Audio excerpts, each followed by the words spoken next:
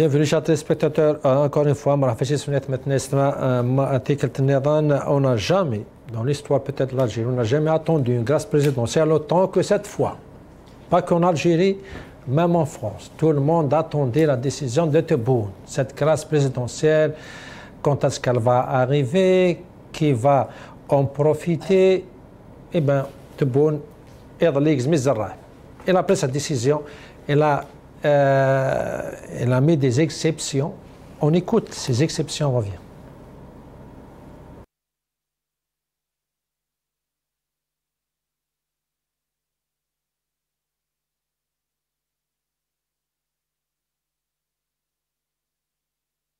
La vidéo, mais c'est Rahmoun, les exceptions de la classe présidentielle, comme quoi, il m'a fait un peut-être même Salsal, même Belghit, ils ont été la grâce présidentielle. Malgré que peut-être il y avait un espoir que cette grâce présidentielle va toucher tout ce beau monde, surtout ces prisonniers d'opinion. Finalement, c'est une déception.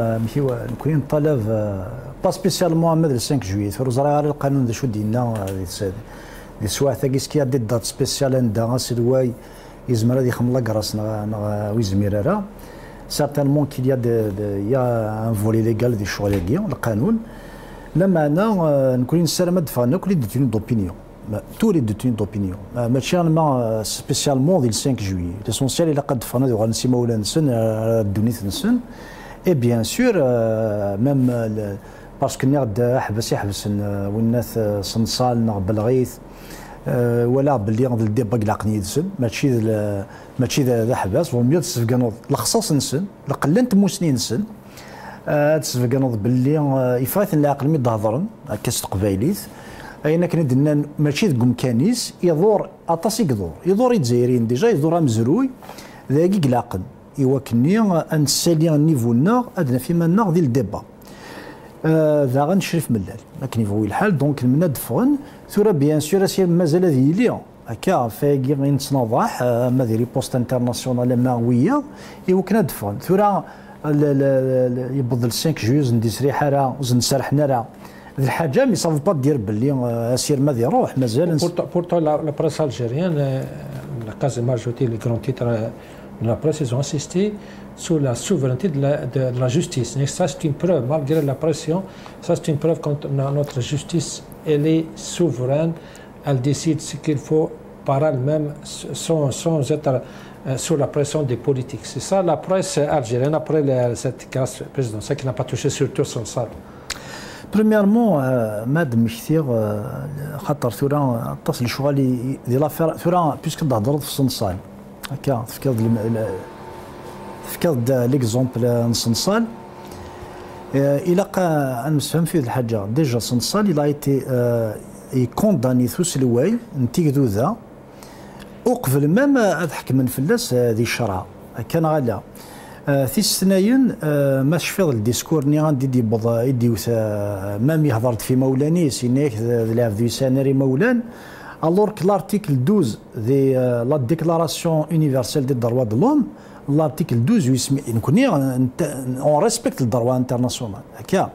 Donc l'article 12, il a l'un l'ONU, il a قرا التوضيح نار نيفينس وتوضيح فاميلتينس وين النظام.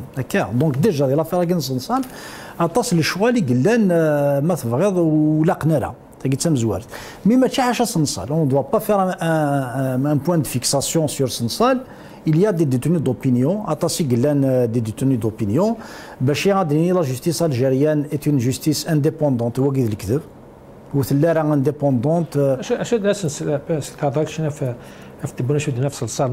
On va pas fixer sur ce cas que Sensal, mais puisque la justice souveraine, l'indépendante, mais quand on entend un président faire cette déclaration, quand même, je crois que c'est très grave, on va en entendre. تجي نتايا تبعث لي واحد لص مجهول الهويه مجهول الاب يجي يقول لك الجزائر نصها كانت تاع الدوله الفلانيه.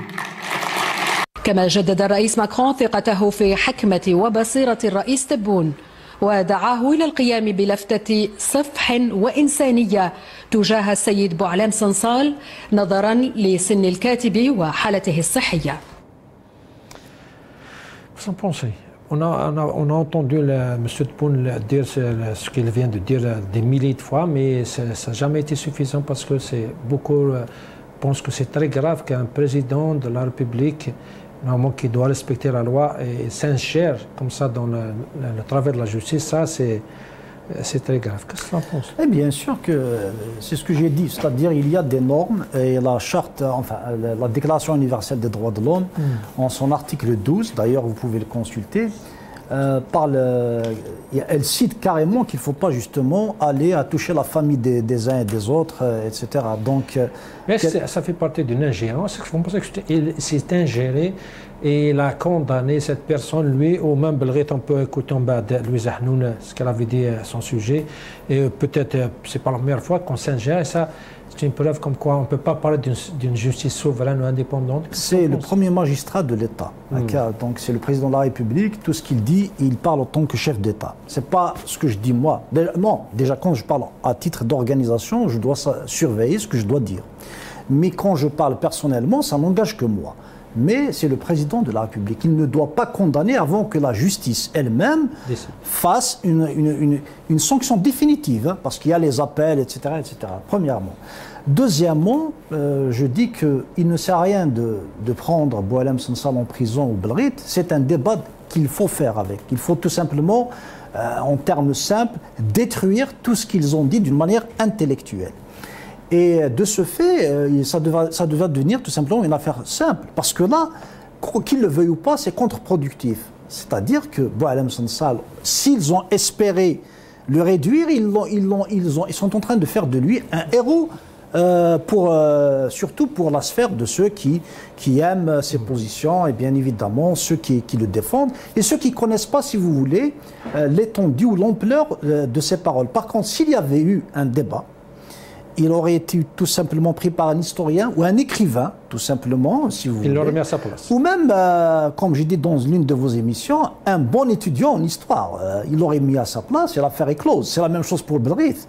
Il l'aurait mis à sa place et au contraire, ça va renforcer, disons, ça va tout simplement donner plus de force à l'opinion des Algériens. Très bien. Très bien. Mais Nasser Djoudi, c'est un débat, de toute façon, on aura d'arrose plusieurs fois.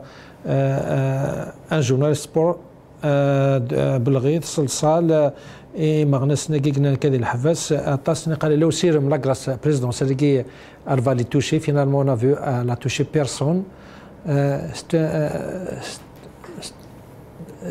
صغار يروحوا سير متورة الفات كنا با توشي وكذاكي وايضا سلا لي جون تمرت هناك الكونترير وكستين بروف كوم كا لا جوستيس elle est souveraine قوة elle tombe pas sous la pression ni la France ni le courant داخل تمرت les islamistes peut-être nationalistes entre parenthèses خاطر نوني سولن ابلغتها كي بس سرحن سي صاني مس نصر c'est une justice souveraine grâce à ses positions.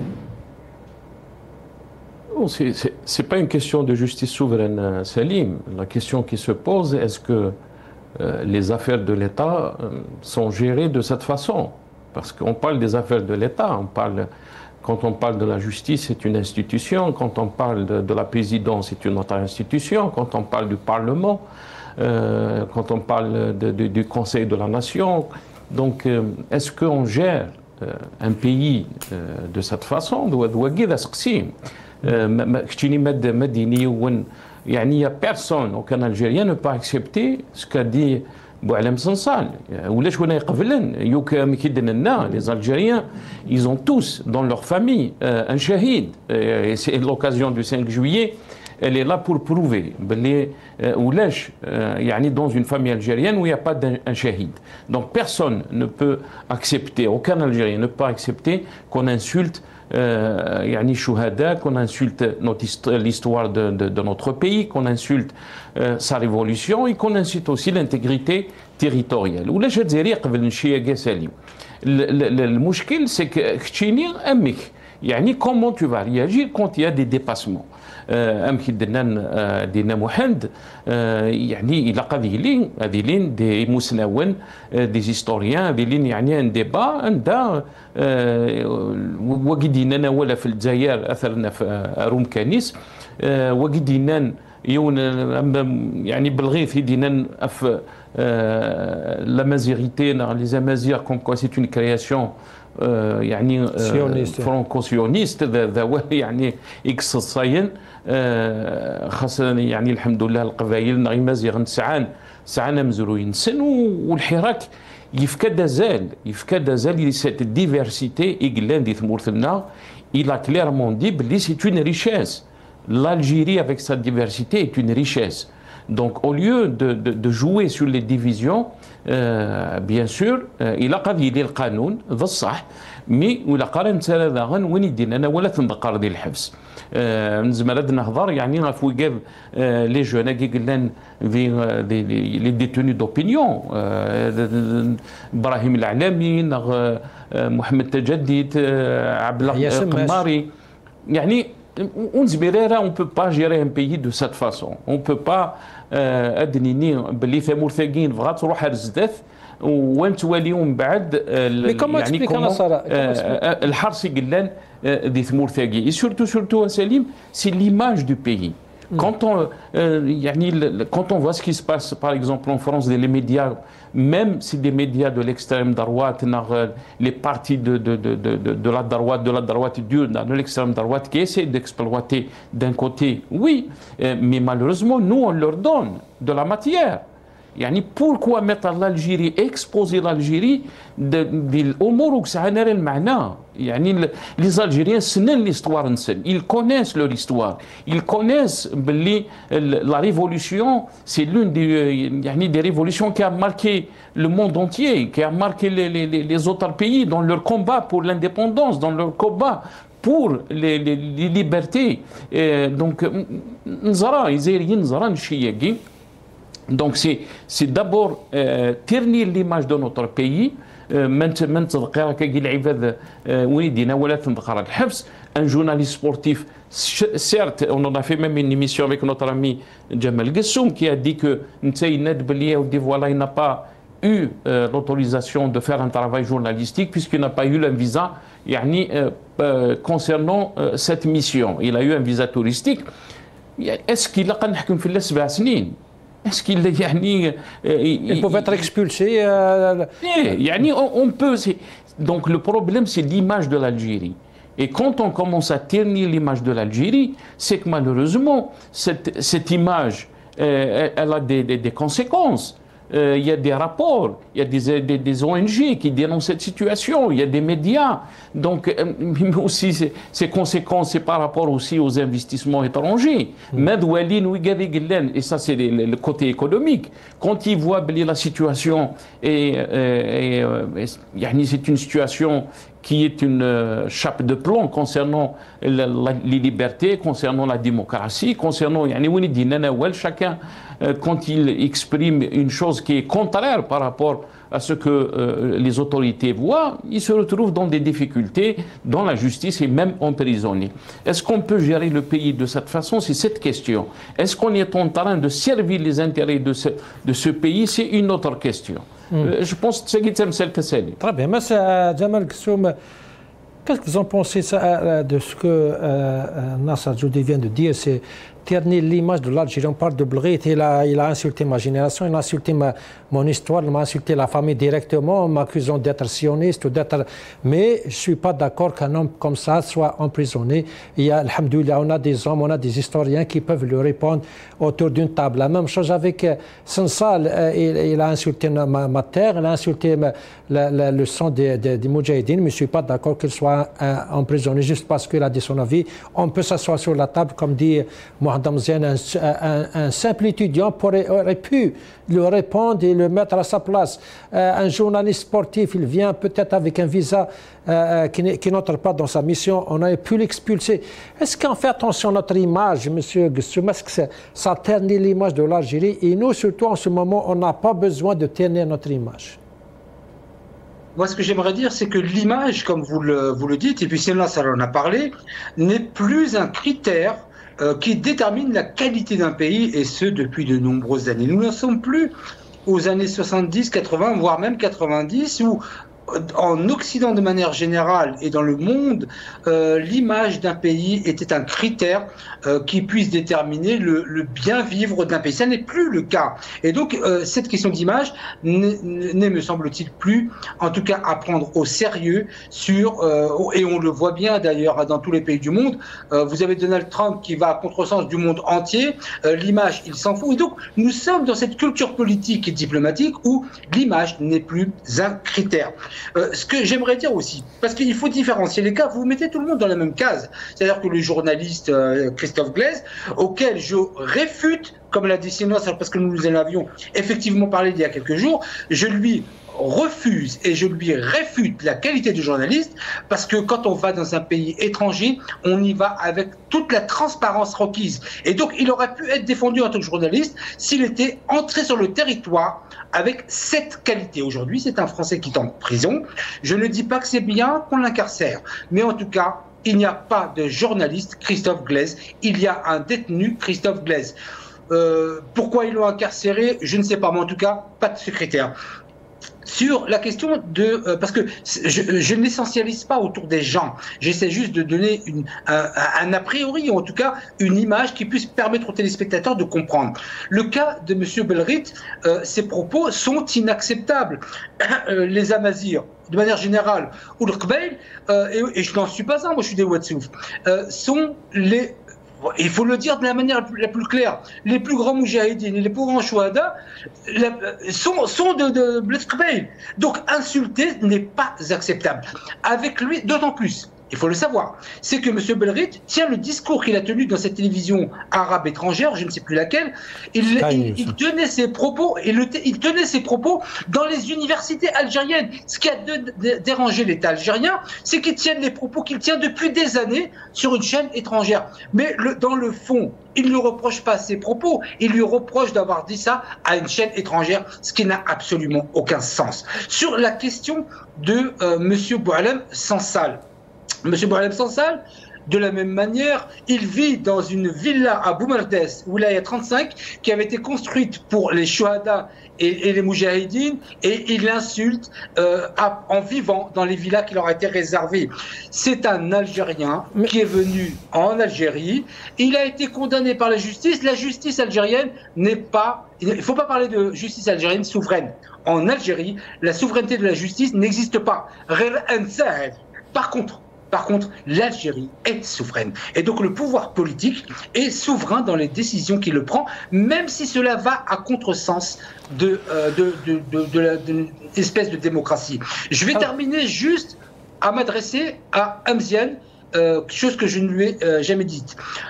Il a abordé tout à l'heure la question de la Déclaration universelle des droits de l'homme dans son article 12. Déclaration née en France, et je suis né en France il y a 57 ans. Je vais juste le rappeler, l'article 1 que je n'ai jamais vu et que je n'ai jamais vécu moi en France, qui est « Tous les citoyens naissent égaux en droit et en devoir ». Donc, vous voyez bien qu'une déclaration universelle née à Paris n'est pas appliquée en Algérie, mais elle n'est même pas appliquée en France. Dernière chose, frère Hamziane, les propos que je vais tenir là, ils ne vous sont pas destinés à vous personnellement. Mais je vais vous dire, et le vous est impersonnel, c'est que j'en veux, non pas à vous à titre personnel en tant que représentant de Riposte Internationale, mais je vous en veux, et je le répète, pas au frère Hamziane, à cette organisation d'avoir permis, il y a de cela 3-4 ans, à une députée communiste, en l'occurrence Marie-Georges Buffet, d'avoir déclaré au sein de l'hémicycle, et donc l'Assemblée nationale française, j'appelle de mes voeux à faire tomber l'État algérien. Elle avait fait un tweet, et tomber, ça veut dire que revenir au plomb des années 90. Et elle avait été soutenue par Riposte Internationale. Elle avait fait ce tweet, j'ai appelé quelqu'un qui la connaît, je lui ai dit qu'est-ce que ça veut dire ça, on va revenir dans les années de terrorisme. 2 heures après, elle a retiré son tweet. Et donc, cher Hamzian, dans votre organisation. Je vous le dis à vous parce que vous parlez bien, vous parlez correctement, vous êtes respectueux. Donc, je ne vais pas vous attaquer. J'attaque votre organisation pour avoir aidé une députée française à avoir appelé de ses voeux à faire tomber l'État algérien. Et quand on fait tomber l'État algérien, vous savez ce que ça veut dire. Ça a été le cas dans les années 90. Oui, c'est juste, puisqu'il parle de riposte, je suis dans l'obligation de répondre. Il ne faut pas oublier que Riposte Internationale, il n'y a pas longtemps, quand le ministère des Affaires étrangères, ministre des Affaires étrangères français est venu en Algérie, Barrot, oui, nous avons appelé aussi de nos voeux afin qu'il, toujours en solidarité des tenues d'opinion, et nous avons nuancé que nous ne voulons pas d'intervention étrangère. Riposte Internationale ne soutient jamais une intervention étrangère. Riposte Internationale est contre le régime algérien. Qu'on soit bien d'accord, pas contre l'Algérie. Riposte Internationale, tous nos militants, qu'ils soient soudanais, qu'ils soient algériens, qu'ils soient tunisiens, qu'ils soient marocains, peu importe, tous ce sont des militants, y compris ceux du Soudan. D'ailleurs, on est en train d'envisager donc de faire parler aussi les Soudanais parce qu'ils maîtrisent le territoire soudanais mieux que n'importe qui sur ce qui se passe au Soudan. Ce sont tous des militants qui appellent à des changements démocratiques et en aucun moment, Riposte ne va tolérer qu'on touche l'Algérie, qu'on touche le Soudan, qu'on touche le Maroc, la Tunisie. Par contre, le régime algérien, il en a fait des siennes. Nous nous opposons à un régime, pas à l'Algérie. Très bien. C'est très clair comme réponse. Monsieur Ilyas Djibaili, comme je l'avais dit, la grâce présidentielle, Monsieur Tebboune, le président Tebboune, il a exclu les terroristes, ceux qui menacent le territoire, l'intégrité territoriale, ceux qui prononcent ou plutôt annoncent ou distribuent des informations fausses.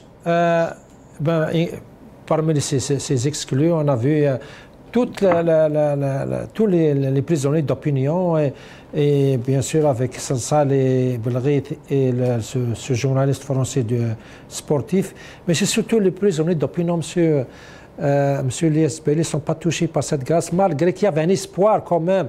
Tout le monde appelait à l'apaisement, tout le monde a parlé de ce front, de ce fameux Front national. On parle peut-être d'un fameux réconciliation au Hiwar avant la fin de l'année, mais finalement rien. Alors tout d'abord, je vais te dire, c'est-à-dire que le pouvoir algérien a perdu la bataille médiatique. Il a perdu la bataille médiatique. Il fallait qu'il fasse en sorte de libérer les deux. En commençant par Belghit. Belghit, que vous le voulez, non, il fait d'une partie, il fait de la région de Tebessa, où c'est des tribus d'une même chat, où le Temazir télé-parlé court aussi bien en ville que dans les Déchara qu'en les Douaw. Donc lui, dans une émission, il dit « Je suis un Mazir, j'ai la tête dure, j'ai ceci », et de l'autre côté, sur une radio, enfin une télé étrangère émiratie qui dit la mazirité c'est une conception, donc on voit bien c'est de la débilité totale. Concernant Boualem Sansal, c'est une personne qui a dit voilà que le Ouest appartenait. Bon, est-ce que c'est de la liberté d'expression? C'est pas pour autant que leur dire ça va toucher l'intégrité territoriale ou ça va mettre en danger la souveraineté du peuple. Est-ce que la réponse toujours c'est une réponse répressive? Est-ce que la réponse toujours judiciaire? Est-ce que toujours prendre la personne, le mettre en prison? Voilà, donc Boualem Sansal, 80 ans atteint d'une maladie chronique avancée.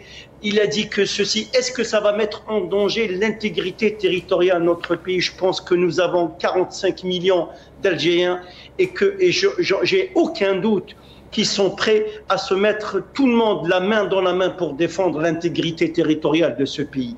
Et le problème, c'est que, comme disait tout à l'heure très justement Nasser, c'est que ça ternit l'image de notre pays. Vous savez, je suis bien l'actualité française et je ne suis pas l'actualité émanant de la droite pour essayer de comprendre le dur. Tout à l'heure, Ben Ami, il a dit, moi, je n'ai rien contre l'Algérie, contre le peuple algérien, mais contre un régime, car la racine, la genèse de ce régime, c'est un régime qui même pas autocratique, elle est très dictatoriale. C'est-à-dire la réponse c'est une réponse judiciaire, c'est une réponse mettre en prison. Revenons, Christophe, à ce journaliste. 7 ans de prison, il a fait quoi? Maintenant, moi, je suis pas dans les cylindres de l'enquête, mais mettre 7 ans de prison parce qu'il est venu en qualité de touriste et pas en qualité de journaliste. Mais regardez, la réponse, elle est toujours une réponse judiciaire. Parce que depuis 1957, c'est que ces guerres fratricides ont été réglées que par le sang et que par le prison et par l'isolement. Karim Belkacem a été éliminé dans un hôtel à Francfort où j'ai été en Allemagne et j'ai voulu sortir le matin tout seul, prendre la photo face à l'hôtel intercontinental de Francfort pour dire un des plus grands révolutionnaires, le pauvre Allah yarhamou, a fini sa vie, je veux dire, assassiné par sa propre cravate dans une chambre 34e. C'est fou ce qui se passe. Rieder qui a été basculé par un fourgon en Espagne et tout le monde a fini comme ça. On ne va pas revenir, mais c'est que la genèse, la question qui nous pousse à réfléchir, pourquoi les réponses ne sont pas structurées, pourquoi les réponses ne sont pas démocratiques. Comme le disait très justement, on a des historiens, on a des facultés d'Alger, Oran, Constantine, Tizi, qui fournissent des historiens éminents. Il fallait, Boualem Sansal, en arrivant à Alger, l'inviter à un débat et déconstruire ce qu'il vient de dire. C'est que l'absence de débat en Algérie, c'est que le régime refuse les débats. Et regardez où est-ce qu'on va arriver. L'image de l'Algérie, elle est ternie partout. Elle est ternie partout. Elle est ternie. Oui, l'image, ça joue. L'image est très importante quand vous véhiculez, quand vous portez les intérêts de votre pays, ne serait-ce que le plan économique. Qui va investir chez vous si la démocratie est absente? S'il n'y a pas de liberté, il n'y a pas de démocratie, qui va investir? Si la corruption qui est toutes vos institutions, elle est gangrénée, vous parlez du Parlement. Moi, je respecte les représentants du peuple s'ils sont élus, s'ils sont représentés et un choix qui est souverain par le peuple. Mais vous savez très bien que le Parlement, c'est une chambre d'enregistrement, qu'elle est soumise à des ordonnances, c'est-à-dire on vote. Quand vous prenez un président qui a la fonction suprême d'un pays et qui dit Hadam andou Mejhoul al-Hawiya. Mais Mejhoul al-Hawiya, est-ce que c'est la faute de Boualem Sansal, Mejhoul al-Hawiya? Est-ce qu'il n'y a pas d'autres citoyens algériens que leur destin Mejhoulin al-Hawiya? Est-ce qu'ils ne sont pas pour autant algériens ou la moitié algériens?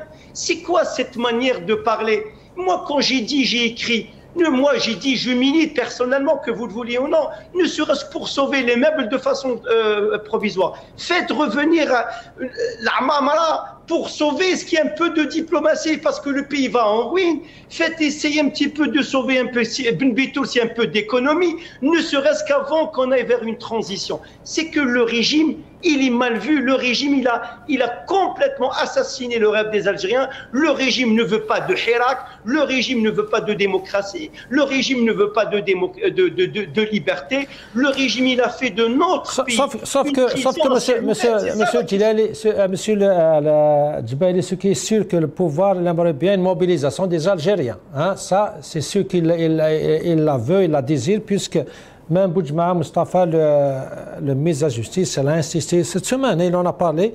Et apparemment, c'est pas si loin que ça. Hein. Il faut se mobiliser maintenant. Et on écoute, et je reviens à vous, M. Djibaili. ويتعين على المواطنين الالتزام بالإجراءات والتدابير المتعلقة بالتعبئة العامة، لا سيما من خلال الاستجابة الفورية لأمر إعادة الاستدعاء والخضوع للتسخير والتقيد بالتدابير المتخذة من طرف السلطات المختصة، والامتناع عن نشر وتداول جميع المعلومات التي من شأنها المساس بالتعبئة العامة أو التأثير سلبا على تنفيذها. Monsieur Djebeli, le fond et la forme, la façon dont comment il parle, c'est comme si on essaye, on est devant, on est à quelque chose d'une guerre, ou peut-être on est déjà dans une guerre, la façon dont il parle et le contenu. Il faut respecter la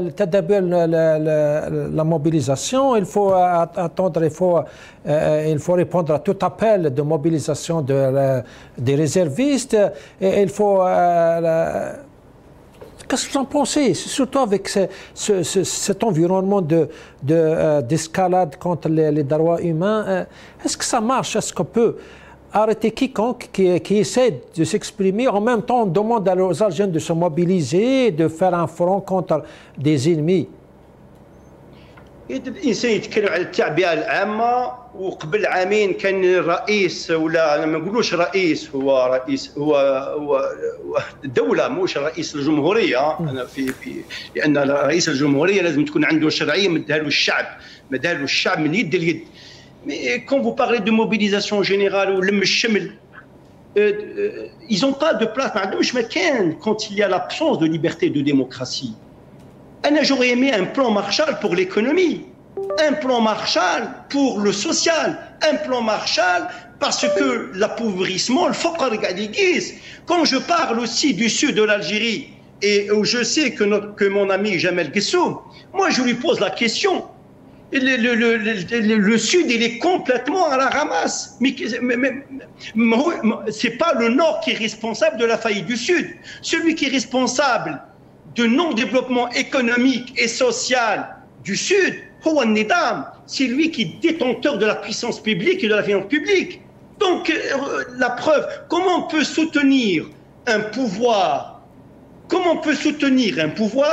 qui est en train de t'appauvrir des régions, qui est en train de, je veux dire, de massacrer une économie, qui est en train de pousser notre pays vers la faillite? C'est ça la question. Et nous ne sommes pas en guerre. Même les Iraniens qui ont été abandonnés par les Russes, qui ont été abandonnés par les Chinois, comme le peuple perse, c'est un peuple millénaire, il a compris que même les dirigeants, qu'on soit d'accord ou pas avec les ayatollahs, c'est pas, nous sommes Algériens, mais regardez bien, regardez les Iraniens, les dirigeants iraniens, ils ont compris quoi? Que la cohésion, il faut l'inspirer du peuple, même leur gouvernance. Donc, quand ils ont fait appel au peuple, la cohésion du peuple, pour faire face à ces menaces israélo-américaines, mais la cohésion, l'osmose entre le peuple. Est-ce qu'il y a une osmose entre le peuple algérien ou Nizam? Je dis, moi je le redis, depuis 2021, ou là depuis 2020, c'est qu'il y a une rupture qui est consommée entre le peuple et le pouvoir. C'est pas question d'homme, c'est pas question de Bouteflika, c'est pas question de Tebboune, c'est pas question. Si c'est-à-dire un système, une base de commandement, c'est-à-dire un état profond dans un état. On ne sait pas qui gère l'Algérie. C'est ça la question. C'est pour ça que nous voulons, pas moi que je dis nous voulons. Je pense, nous voulons l'alternance. L'alternance, il faut parler des choses vraies. C'est pas question, on n'attend pas l'homme providentiel. Il n'y a plus d'homme providentiel. Il n'y a plus de messie, il n'y a pas de prophète. Mais qu'il y a une décision collégiale, qu'il y a une alternance, une transition. L'Algérie, elle est sur une crête, c'est très très important. L'économie, elle s'effondre. D'ailleurs, Sofiane Géli parle de la politique des cabas. Mais vous vous rendez compte, vous les cabas, au lieu de créer des micro-entreprises, au lieu de créer des micro-entrepreneuriats, vous essayez de légaliser la politique des cabas pour leur trouver du travail. C'est ça l'indépendance. C'est ça un pays soi-disant doté de richesses incommensurables. Regardez le Mali, qu'on soit d'accord ou pas. Ils viennent de signer un partenariat avec les Russes. Il y a 200 millions de tonnes à gérer d'or. Ils ont fait appel à des entreprises publiques, ils ont fait appel à la cohésion sociale, ils ont fait appel à des élites étrangères. J'ai un ami, directement. Le jour où le Sénégal est devenu une grande démocratie, c'était un professeur de sociologie ici, qui est parti, il est le bras droit du ministre des Affaires sociales au Sénégal. Alors, pourquoi? Je lui posais la question, Saïgou, pourquoi tu pars? Il m'a dit, yes, le Sénégal, il va devenir une grande démocratie. La preuve, Trump, il a invité quoi? Les pays qui sont démocratiques. En voie de démocratie, il a invité qui? Il a invité les pays anglophones et le Sénégal. L'Algérie, tant qu'on n'est pas un État démocratique, tant que nos institutions, elles sont gangrénées, tant que la corruption, il y a la corruption, il faut se poser la question, pourquoi Gafi et la Commission européenne ont décidé de placer l'Algérie sur la liste des pays à haut risque et sur la liste des listes noires. Pourquoi? On nous dit c'est la main des Français, c'est la main des Anglais, c'est la main des Américains. Mais notre propre main, elle n'est pas propre. C'est ça la question. Quand je dis monsieur des Chab, parce que Chab Mrboun, c'est plus fort que lui. Chab, il est soumis à certains dictats. Mais c'est que certains qui, quand ils avancent dans des analyses, ils avancent avec une analyse qui est occultée, qui n'est pas transparente. Il faut ouvrir le débat et dire, il y a quelque chose qui ne va pas dans cette maison, l'Algérie. C'est quoi? C'est que le pouvoir, il faut qu'il comprenne 63 ans. Je vous invite à une émission que je vais préparer sur Alternative et dans 2 jours. Voilà, il y aura 3 personnes. Gamal Abina et d'autres personnes, et Dilounour et Ja'far Khadari, on va parler 63 ans après, c'est quoi l'indépendance? Qu'est-ce qu'on a fait de notre indépendance? Finalement, donnez-nous les preuves. Moi, nous ne voulons pas les constats. Quel est les résultats après 63 ans? Économie qui dirigiste, qui complètement, qui figée, qui rentière. Toutes les entreprises sont déficitaires, faillites. Même moi, j'étais parmi les seuls qui apportaient soutien à M. Yahya. Mais ils m'ont dit, attention, M. Yahya, il fait partie du système. J'ai dit, certes, il fait partie du plan, mais lui, il a dit que nos entreprises sont déficitaires. Et les entreprises sont déficitaires, il faut trouver une solution économique. Certes, il faut un acte politique, mais il faut les sauver. Comment les sauver? C'est ça la question. On a parlé de la crise identitaire. La crise identitaire, il fallait la régler en 62, smahli. On ne peut pas construire un pays, un état de droit si vous occultez l'identité, la matrice identitaire de votre pays. C'est pas possible. Très bien, Djebali. من فضلك يا درك نوري لك سي نصر. En revenant à la situation des droits de l'homme, j'aimerais bien écouter encore une fois M. Larbi Menad, un ex-prisonnier d'opinion. أدعو على سي نصر. السلام عليكم إخواني أخواتي. أصعب شعور ولا أخطر شعور إنسان يحس بالظلم وما يتيكش يعبر يقول أنا مظلوم، يخاف من الظالم اللي يزيد يظلمه أكثر. وهذا هو أصعب مرحلة يلحقها الإنسان، أنا يلحقها أنا. C'est là, si on essaie de sentir ce que l'on est en train de dire, la chose la plus grave, c'est que quelqu'un comme quoi il est injustement traité, mais il a peur de dénoncer parce que c'est lui qui a fait ça, il peut encore lui faire du mal. Et c'est ça un sentiment qui peut être vraiment grave parce qu'on ne sait pas la réaction de ces personnes-là et peut-être c'est le sentiment de beaucoup d'Algériens. Oui, le sentiment d'injustice, Salim, c'est que c'est un sentiment qui est malheureusement qui peut détruire la cohésion de la société. Mais quand notre ami Elias a parlé de la cohésion, et tu as fait passer donc la vidéo, c'est la vidéo du ministre de la Justice qui parle de la mobilisation générale. Comment faire mobiliser un peuple alors qu'on a vu, par exemple, en 2024, l'année passée, les élections présidentielles, le peuple ne s'est pas mobilisé pour les élections parce que pour lui, l'Algérie n'est pas dans le chemin qu'elle devrait l'être. Il y a une rupture, il y a l'IS. Moi, je vais aller plus loin.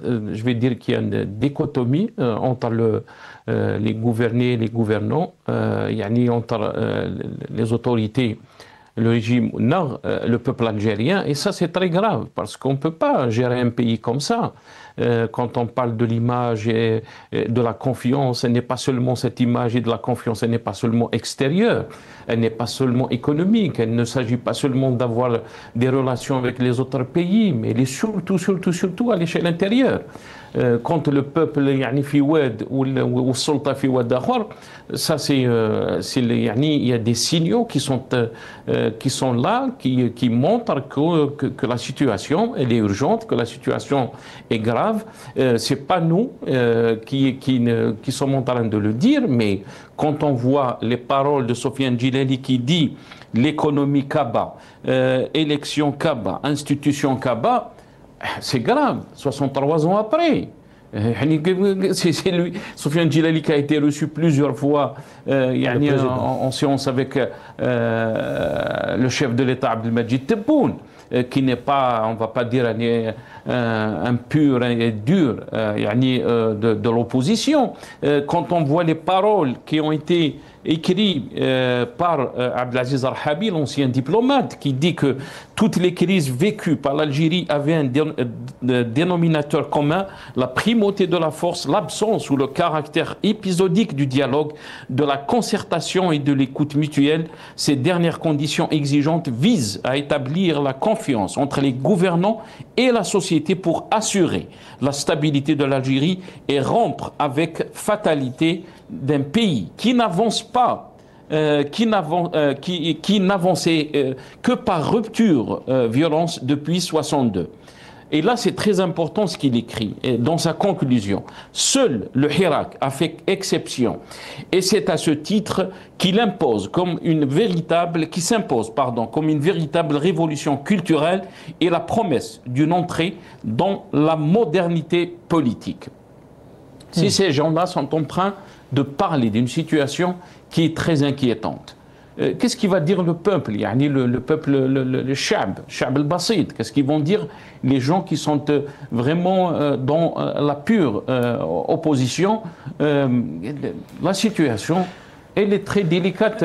Justement là, ça, avec cette situation que tu es en train de décrire, que peut-être les autres invités le décrivent aussi, on est combien? On est juillet, août, septembre, ça fait 6 mois, il nous reste à fond la fin de l'année. Et pourtant, M. Tebboune nous a promis un dialogue national qui va regrouper toutes les forces vives du pays avant la fin de l'année. Avec cette situation, est-ce qu'on peut s'attendre à quelque chose en Nassar? Est-ce qu'on peut s'attendre à ce dialogue, à un changement soudain pendant les 6 mois qui restent de l'année, pour avoir un dialogue, un vrai dialogue de toutes les forces vives comme Tebboune nous l'a promis? C'est très difficile de prévoir comment les choses vont être dans 6 mois à Selim. C'est tellement difficile d'analyser la situation que vit notre pays, pas dans comment l'évolution des choses, parce que c'est un régime qui est très opaque. Et malheureusement, on a vu ces dernières années cette lutte clanique qui va détruire notre pays. Parce que l'Algérie, depuis 60 ans, on est en train de voir, peut-être notre ami Ilyes Jubaili a fait référence à beaucoup de choses concernant les assassinats politiques. Et là, si on continue à gérer l'Algérie avec cette approche, cette mentalité de clan, on a vu des déclarations dans le passé décrire que la présidence de boîte noire. On a vu par exemple ces changements qui se sont opérés dans les services de sécurité. C'est pas des signes qui rassure à Selim. Ce n'est pas des signes qui donnent espoir que les choses vont aller dans le bon sens. S'il n'y a pas des gens au sein de ces institutions, au sein de ce régime qui sont à la hauteur des défis que vit notre pays, non seulement à l'échelle interne, mais aussi à l'échelle externe. Parce qu'on est en train de voir le monde, comment il est en train de bouger d'une façon jamais. On a vu une accélération des événements comme on l'a vécu ces derniers mois ou ces dernières années. Très bien. Le Hirak est venu pour bousculer, si on peut dire, les gens qui sont au sommet de l'État, de leur dire, c'est le moment est venu pour changer de politique, pour s'ouvrir, pour essayer de donner à ce peuple la place qu'il mérite. C'est un peuple qui veut travailler, c'est un peuple qui veut que son pays avance. On a une élite, on a des universités, on a des gens de qualité, Allah Azza wa Jal, il nous a donné des richesses extraordinaires. Ce pays peut être une merveille. Notre GDP, notre PIB peut tourner aux alentours de 1 trillion, 1000 milliards de dollars. On ne va pas tourner autour de 250. Il y a des pays qui nous dépassent alors qu'on peut être beaucoup meilleur d'eux. On peut être dans les G20 en termes des pays riches. Malheureusement, cette situation bride notre pays, cette situation de gérer, cette situation clanique, ce manque de vision, cette situation de dire que tu n'as pas le droit de critiquer, tu critiques, tu vas à la prison. C'est cette question qui se pose les Algériens. C'est ça la question. Je vous donne 2 minutes s'il vous plaît à répondre à cette question parce que je dois passer à M. Rahmoun pour finir avec l'émission. Monsieur Gessoum, vous avez entendu le Nassar, les Jbeili, Mohamed Rahmoun, peut-être ils sont critiques de la situation. C'est leur droit, ils ont fait un petit peu un bilan noir par rapport à la situation après 63 ans. Vous avez dit que vous, contrairement aux autres, vous, au lieu de se concentrer sur la mauvaise gestion, ou peut-être les points noirs, les points noirs de la gestion du pouvoir, il faut pourquoi pas ne pas parler de... même s'il y a 90 points noirs, il y a un seul point blanc, il faut en parler en tant qu'Algérien. Mais est-ce que vous êtes d'accord, M. Gessoum, que ce n'est pas normal, que c'est injuste que Nassar, M. Jbeili, Rahmoun, en parlant de cette façon, ils sont considérés indésirables en Algérie, ils sont menacés de prison, et que tu n'as pas le droit de dire ça. S'ils ont parlé de ça en Algérie, peut-être ils auront une plus grande chance d'être emprisonnés. Est-ce que c'est ça l'injustice, et c'est ça l'injustice qu'on est en train de dénoncer? Et moi, ce que j'ai envie de dire, c'est que oui, il y aura toujours des points noirs. Et aucun pays au monde ne peut se déclarer complètement démocrate, etc. Mais je dis simplement que lorsque on appuie que sur les points noirs, comme s'il n'y avait jamais eu une seule chose de faite de bien. Je dis simplement à vos invités, Lies, le frère Hamzian et l'ensemble des invités de Le Maghreb, qu'il n'est pas rationnel, il n'est absolument pas rationnel quand on est pragmatique que de ne jamais dire une chose qui a été faite de bien, ne serait-ce qu'une chose. Je vous donne un exemple. L'Algérie est le seul pays, je crois, au monde, c'est une réalité, à avoir construit des centaines de milliers, voire des millions de logements sociaux, avec la qualité qui va avec. Même là, vos invités, je pense, Lies, je l'ai déjà entendu à ce sujet, trouveront quelque chose à redire. On peut toujours trouver quelque chose à redire, mais quand on reste que sur les points noirs, ça ne donne pas tellement envie d'y croire. Moi, je dis, mais là, à force de noircir le tableau, ça n'est pas normal. Il y a un point sur lequel je souhaiterais revenir, que Lies et Sinan ont évoqué, ce sont les assassinats politiques. J'ai envie de leur dire que les assassinats politiques en Algérie, ils existaient dans les années 60, 70, fin des années 70, peut-être 80-81, mais ça n'existe plus depuis cette époque. Donc la France, par exemple, la France, pays des droits de l'homme, a fait un attentat, les services, ça a été reconnu. Le Rainbow Warrior dans les années 80 ont fait exploser un bateau avec 2 personnes qui se battaient pour l'environnement, sur une question de raison d'État. Donc ramener et parler aujourd'hui des assassinats politiques qui ont eu lieu en Algérie, en Allemagne, ce que dit Lies est vrai. Il y a à partir d'un certain moment, et à votre question, est-ce que c'est normal qu'ils n'ont pas le droit de rentrer en Algérie?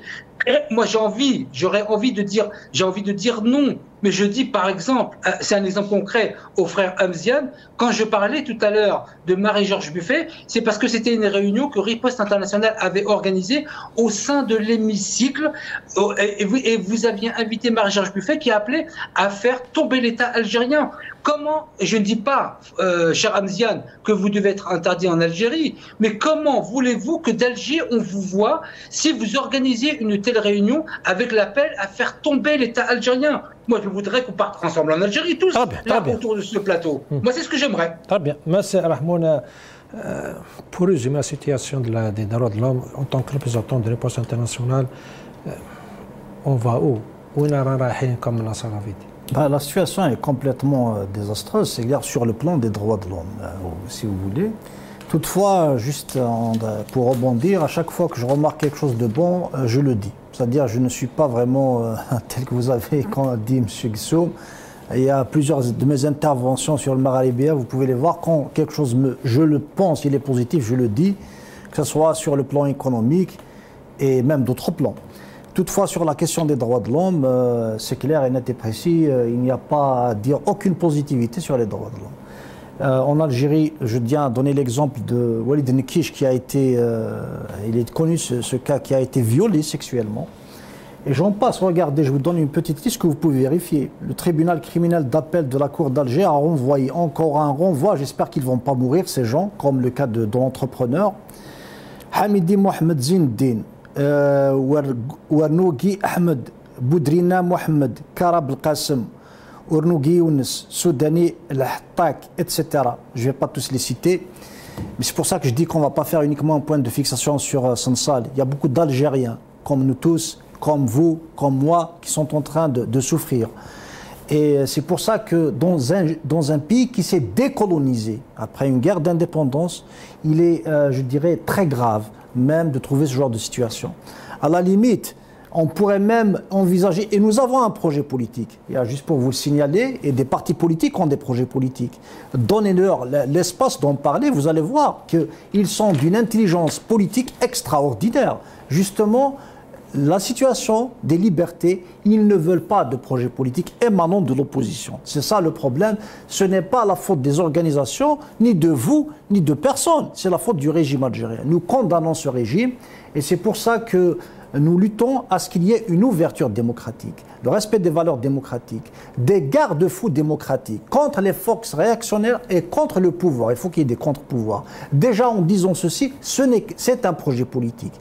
Et bien sûr, nous appelons à une transition démocratique, à ce qu'il y ait une constituante, à tenir en considération des différentes, donc des régions d'Algérie avec les différences culturelles, linguistiques. C'est une richesse. C'est pour ça qu'un projet politique, il existe. Et nous avons des idées en économie. Je ne parle pas que de moi. Je parle effectivement de plusieurs partis politiques, d'experts. Certains ont été cités par l'IAS et par Nassar. Et certainement, vous-même, vous en connaissez. Mais où est cette opportunité pour qu'ils puissent s'exprimer? Merci. Très bien, c'est Mohamed Amzian Rahmoun. Monsieur Jamal Guissoum, je vous remercie. Merci beaucoup. Inch'Allah, la semaine prochaine, Jimana بالقبيلية 2-3 phrases. شوية merci beaucoup. C'est Elias Djibaili, شكرا يعطيك الصحة خويا العزيز, ingénieur économiste et militant politique. Merci beaucoup. C'est Nassar Djoudi, أجمعت أعطيني يعطيك الصحة. على التشكيل ان شاء الله. اي بيان سور كشكرتك لنا واحد مزيان رحمون ريبريزونتون باساترونسال دي لندن تنميرتي كونيت مثلا عليكم شكرات ميرسي بوكو ان شاء الله عندك تعادل الوزكه قيمنا النبي والسلام عليكم.